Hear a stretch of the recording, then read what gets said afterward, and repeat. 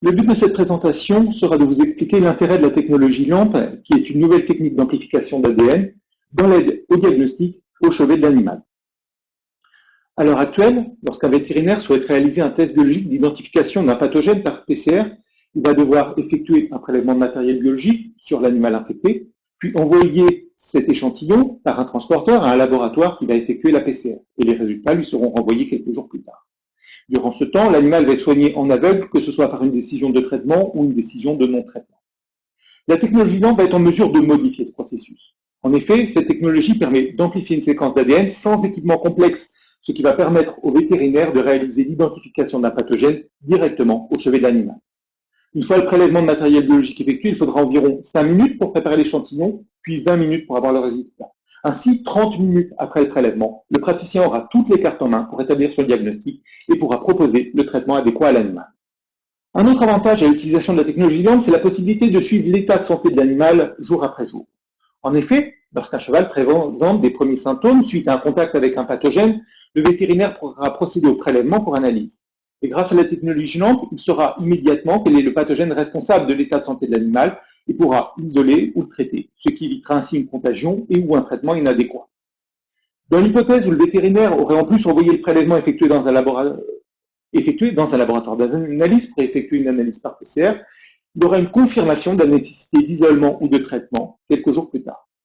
Le test LAMP, de par sa rapidité, pourra être en plus effectué tous les jours pendant l'épisode infectieux. Lorsqu'un test LAMP reviendra négatif plusieurs jours après l'apparition des symptômes et le début du traitement, cela indiquera au vétérinaire que l'épisode infectieux prend fin.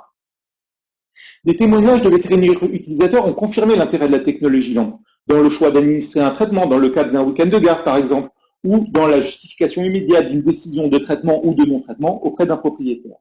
Nous avons un utilisateur qui nous a contacté récemment pour nous dire qu'un cheval présentait des symptômes EHV1. Il a été prélevé le 17 mai et un prélèvement a été envoyé en laboratoire d'analyse par PCR et un prélèvement a été analysé immédiatement avec l'aide de la technologie LAMP. Le test LAMP a rendu un résultat positif EHV1 le jour même, soit le 17 mai, et la PCR a confirmé ce résultat 3 jours plus tard, le 20 mai. Les tests LAMP actuellement sur le marché possèdent un contrôle endogène qui permet l'amplification de l'ADN des cellules de l'animal qui ont été prélevées. Ceci permet de s'assurer de la qualité du prélèvement. Si le contrôle endogène est négatif, ceci signifie que le prélèvement est inexploitable, et ceci que ce soit par PCR ou par LAMP. Et donc, il est nécessaire de refaire le prélèvement. Pour certaines cliniques, c'est jusqu'à 30% des écouvillons nasopharyngiques qui sont inexploitables, ce qui passe inaperçu en l'absence de contrôle endogène. Dans la mesure où la technologie LAMP prend un résultat dans les 30 minutes, l'utilisateur saura immédiatement s'il est nécessaire de refaire le prélèvement.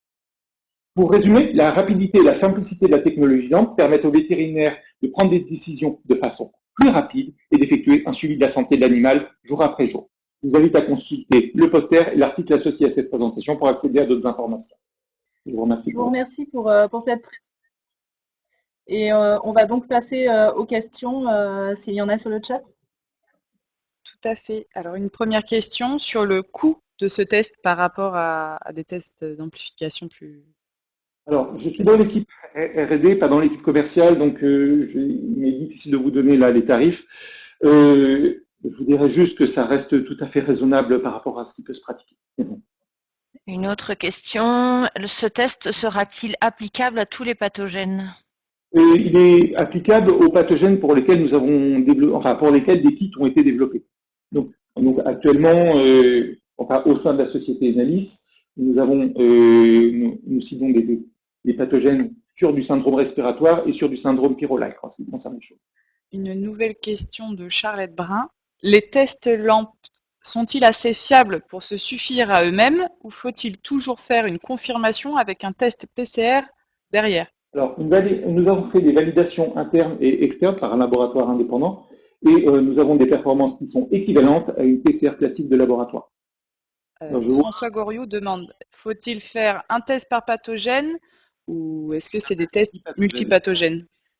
Alors, le principe, il est que si vous avez par exemple un syndrome respiratoire, vous pouvez essayer d'identifier plusieurs pathogènes, mais ça va être le vétérinaire va choisir la barrette et les pathogènes qu'il souhaite tester.